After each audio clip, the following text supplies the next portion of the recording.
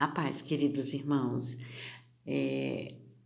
Eu sou a missionária Rosângela França e pedi agora uma palavra para o Senhor, né? Que trouxesse para a nossa reflexão no dia de hoje. E Ele me deu essa palavra aqui em Jonas 4. O descontentamento de Jonas e a resposta do Senhor. Muito interessante essa passagem, irmãos, para sabermos que em muitas situações somos nós mesmos que colocamos os impedimentos, amém? Então, que nós venhamos buscar uma diferença, né? Buscar um trabalhar diferente diante do altar do Senhor, porque Ele quer nos honrar, que nós não venhamos colocar dificuldades nem impedimentos, né? Amém? Então, diz assim a palavra. Mas desgostou-se Jonas extremamente disso e ficou todo ressentido. E orou ao Senhor e disse: Ah, Senhor, não foi isso que eu disse, estando ainda na minha terra. Por isso me preveni fugindo para Tarsis, pois sabia que és Deus piedoso e misericordioso, longânimo e grande em benignidade, e que te arrependas do mal.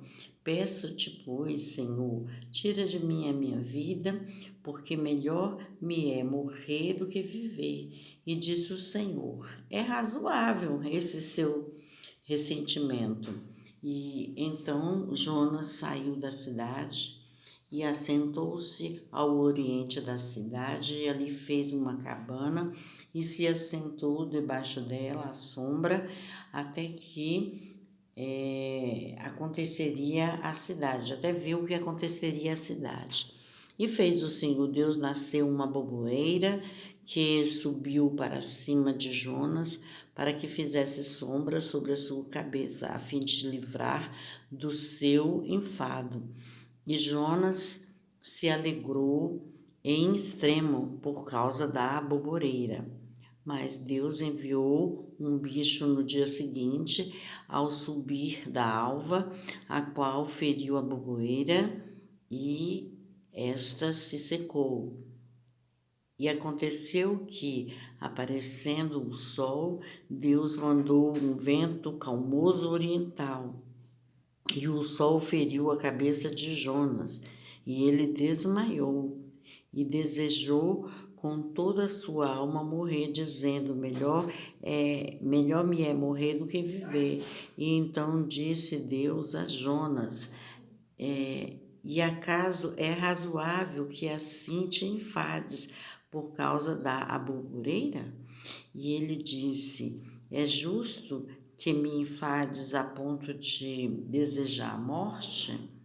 E disse o Senhor: tiveste compaixão da boboreira, na qual não trabalhastes e nem fizeste crescer, e que em uma noite nasceu e em uma outra noite pereceu.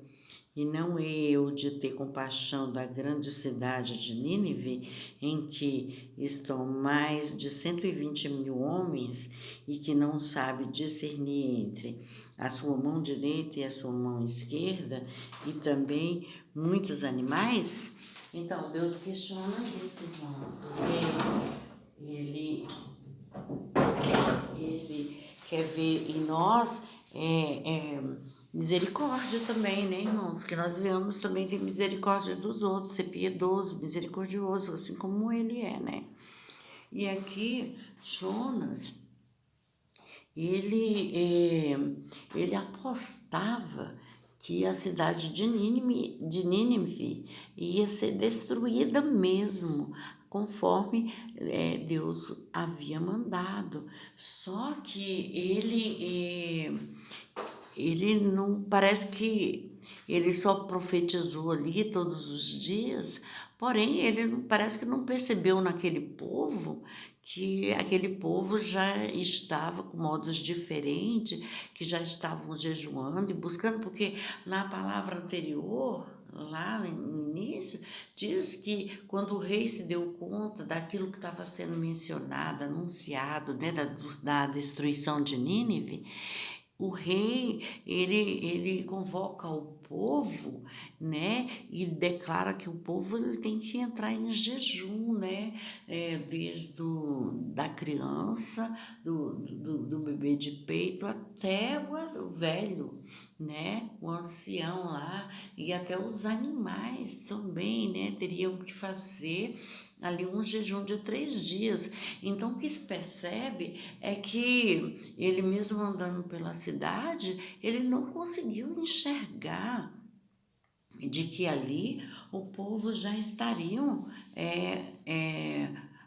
com um comportamento diferenciado, com mudança, já não estariam mais nem comprando nem vendendo. Ele aqui, ele passa, o que dá para entender, de que ele ficou desapercebido até do que estava ocorrendo dentro da cidade, pois se ele estava correndo toda a cidade anunciando, em algum momento ele deveria ter visto que houve uma diferença ali, houve uma mudança ali, não se estava mais negociando, porque não estava se podendo comer, porque estavam de jejum durante 3 dias, tanto ele, as pessoas como as crianças e os animais.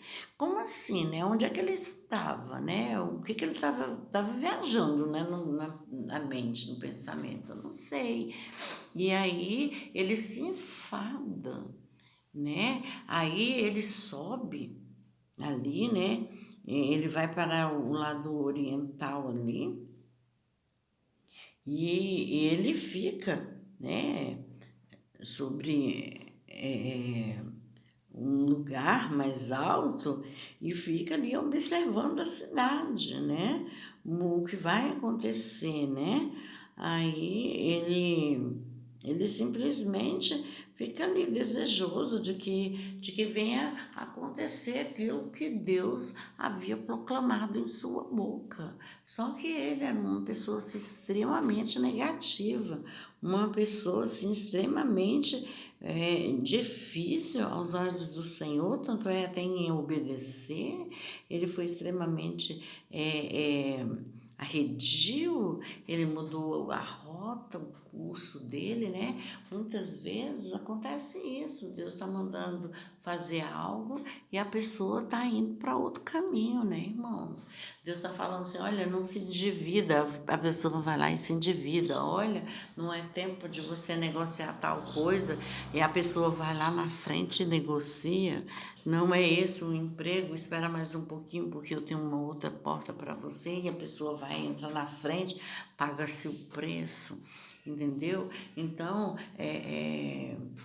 entra até mesmo numa igreja que quer firmar laços na igreja, às vezes não era nem do Senhor, de que entrasse ali vai ter confusão, vai ter problema, vai ter isso e aquilo, né? Ou às vezes Deus fala assim, esse não é o teu esposo, ou não é a tua esposa, e mesmo assim a pessoa vai, se adianta, se casa, daí a pouco tem 2, 3 filhos, aí vê que não tem como, se divorcia, mas não deu ouvidos à palavra do Senhor, né? Então, isso nos arremete a muitas coisas, irmãos, entendeu?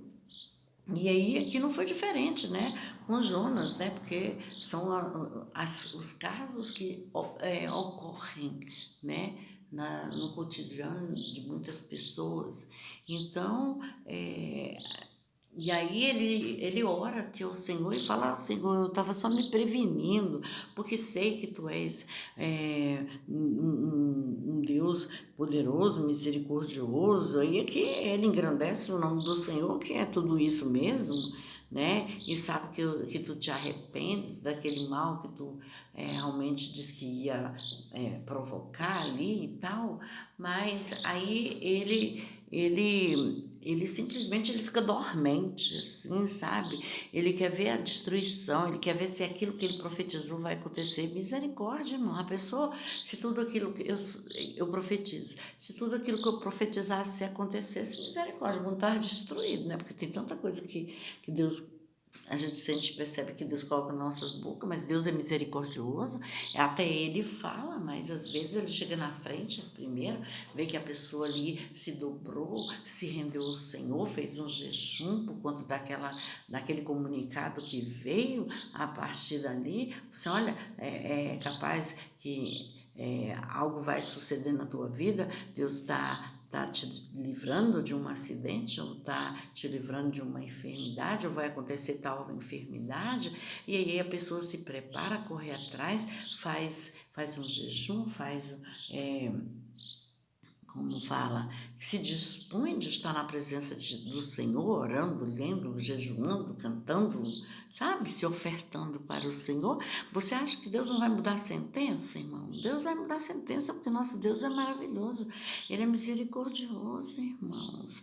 Então, aí ele não confiou nisso, e sabia, porque tanto é que ele proclama com a sua própria boca daquilo que Deus é, entendeu?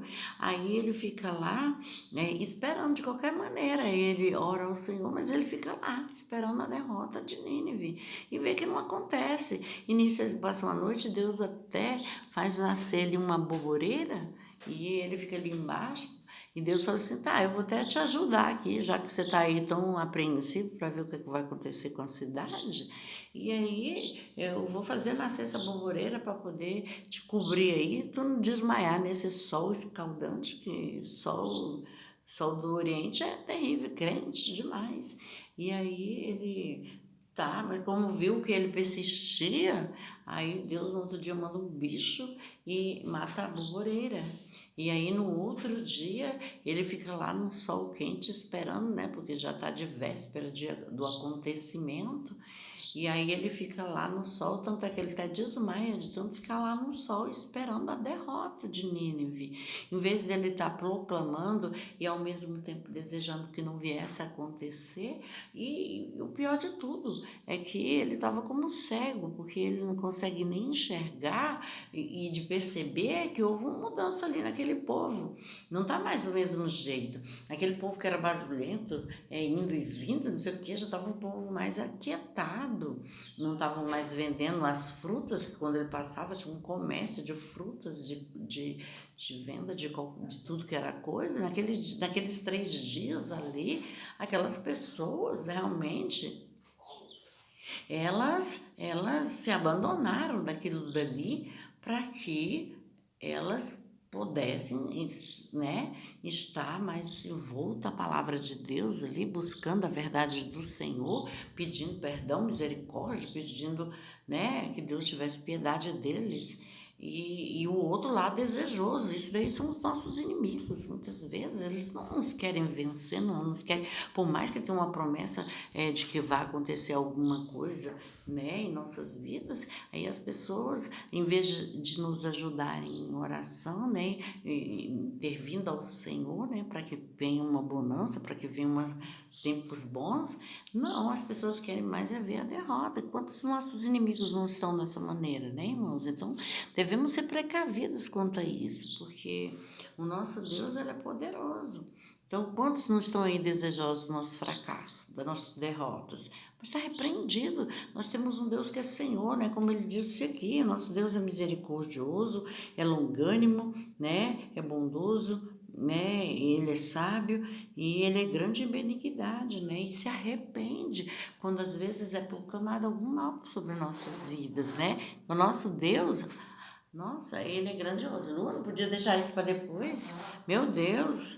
Aí, o quanto que Deus, ele é fantástico, irmãos. Nosso Deus, ele é supremo, né? Então, aí ele vê que nada acontece naquela cidade, ele fica totalmente revoltoso contra o Senhor. Ah, eu sabia que isso não ia acontecer, eu sabia, mas olha só como é a situação, né? Então, o próprio Deus aqui fala bem assim, mas eu não teria misericórdia de 120 mil homens que estão ali naquela cidade, né? Que não sabe nem discernir a mão direita da mão esquerda, e também há tantos animais, eu não iria ter misericórdia. O que que é isso? Ele dá uma advertência aqui para Jonas, né? Então, isso também é dando advertência para os nossos adversários também, porque nosso Deus é misericordioso sim conosco, amém? Essa é a palavra. Gostaria que os irmãos dessem um like, se inscrevessem no meu canal e a paz para todos.